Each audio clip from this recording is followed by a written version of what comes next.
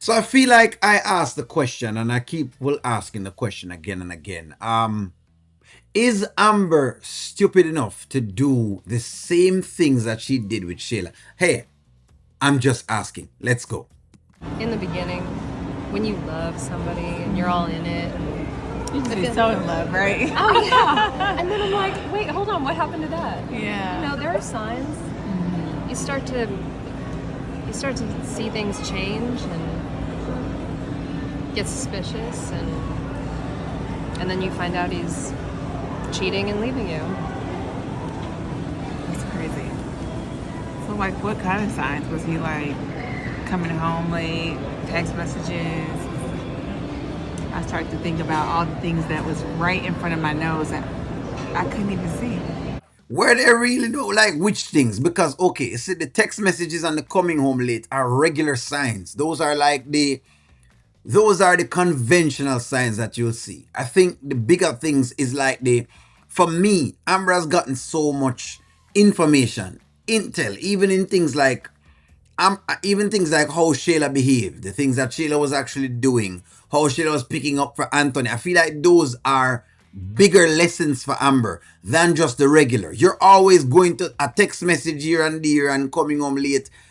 You could attribute it to something, but you might attribute it to other things. Sure. Do men come home late and then it's cheating? Sometimes, yes, it is. But it's not always the case. That's all I'm saying. Honestly, it was like a feeling. The very first thing, something in him changed. I could feel it. It was the way he looked at me. And then he got a work phone.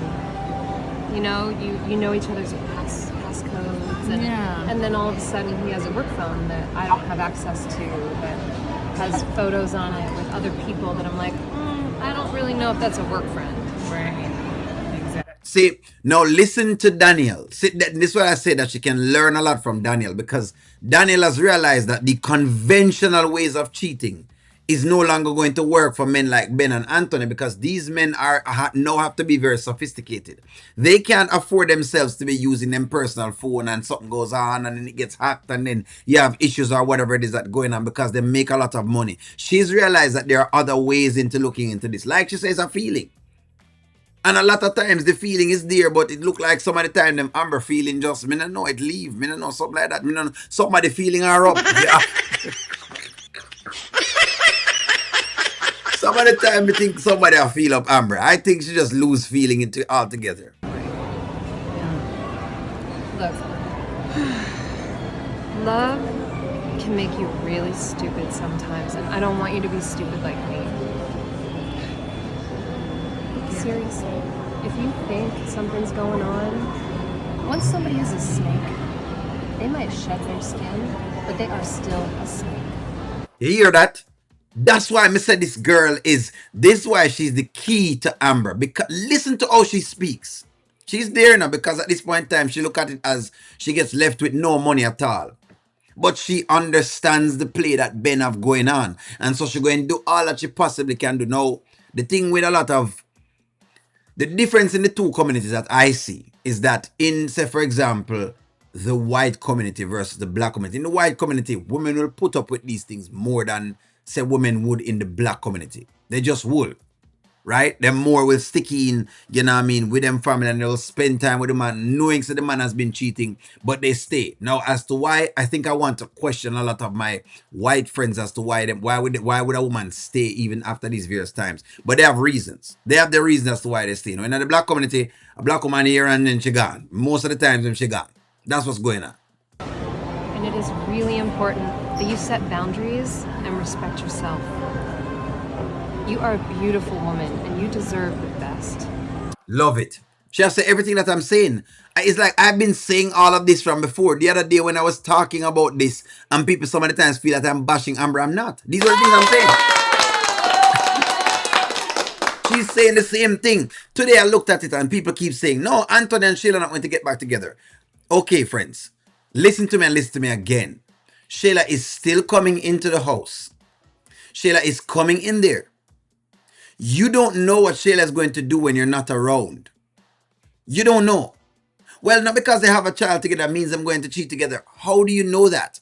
And I made a point today to say when you have kids with somebody, there is a certain bond that has been formed. No, yes, can it be that y'all go through life and you never have, any sexual relations again? It can be that. But with boundaries, which is exactly what the lady's talking about. With boundaries, what Danielle is saying. You can't have Shayla coming into your house in tight, skimpy clothes in front of your husband, overly tempting him, which is exactly what I'm saying, that Ambra's gotten a lot of messages, but she's not reading certain pieces. She's not reading the preventative measures, and that's a preventative measure. Shayla staying outside or you picking up the baby somewhere else down the road, those are preventative measures. And that is the point that I'm raising. That's what I'm talking about. She's not on the preventative measure in her thing. She just lets it willy-nilly go. And that's my issue with it. That's my issue. Yeah, but I wasn't always perfect, Danielle. I didn't always cherish my relationship with Anthony the way that I should have. I made some big mistakes. Yeah, but we all do. I mean, I can't imagine any of those mistakes. You deserved him cheating with your best friend and then having a whole baby.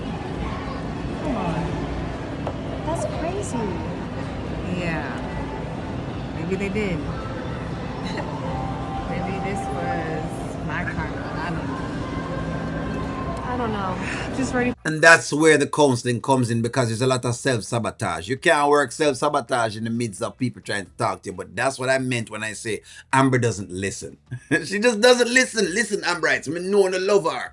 But this has always been my gripe with the Amber character. And that's why I said that a lot of times the things that happens to Amber, it's really Amber's fault. It's her fault. Even though y'all want to get mad by Anthony and you want to blame him, people will do as much as you allow them to do. And Amber allows a lot of things to happen because she goes into these modes. Listen to the programming running in her head. Hey, I cheated with Wayne, so it means I must take anything that Anthony gives me. I cheated with Wayne, so I must take anything that Anthony gives me. So when Anthony gives her something, she take it because, oh, I cheated with Wayne. I cheated with Wayne. That's the program that's being run. It's a program. It's a program that's running in her head. That's basically what's going on. And listen, I know it's fictitious, but I'm just showing you how we have programs running in our heads at different points in time. And it's how you get rid of those programs. Money program, relationship program, work programs, whatever it is. These programs are always running into our subconscious mind. For it to all be behind me, just start fresh. Holding you back? No, that's why I forgave her. Okay. That's why I am washing my hands, but I am taking your advice. I will not be stupid. I will keep my head on a swivel. Yes. Don't believe it. Very casual. Come like the same Amber again where, she knows everything. So basically, don't believe it. But if you also want to believe it, don't believe it. I just don't believe it. I'm going to buy it. Just casual. Casual. Extremely casual. In other words, it's going through one ear and coming through the other, just like the honeypot girl. That's basically what I'm getting from it. But I could be wrong. I hope I'm wrong. And hopefully that snake turns into a lamb. I don't know. I don't know if that works like that. I mean, Through God, anything is possible, right? that is true. And that's my thing. It's like, okay, regardless of how people want to use the Bible, you have to remember there were evil people in the Bible, regardless, and they never changed. So you had some stories of people that actually changed, but in general, there were evil people in the Bible, and I think sometimes Amber forgets these things. The same Bible you prescribe to does have good and it does have evil. It does. You had people who were extremely evil and who kept chastising. Look, let's not forget that if you look at the story of Jesus, he was crucified. Imagine this man of all this goodness and all these various things, he was still crucified. Christians were still persecuted. If you want to get into that, that's that nonchalantness that I'm talking about, where you're not really discerning and you're acting stupid in the name of religion. It don't make sense. It doesn't make sense. But hey, give me y'all's take on this. I'm not going to go any further. Like, share, comment, subscribe. I'm going to talk to y'all soon.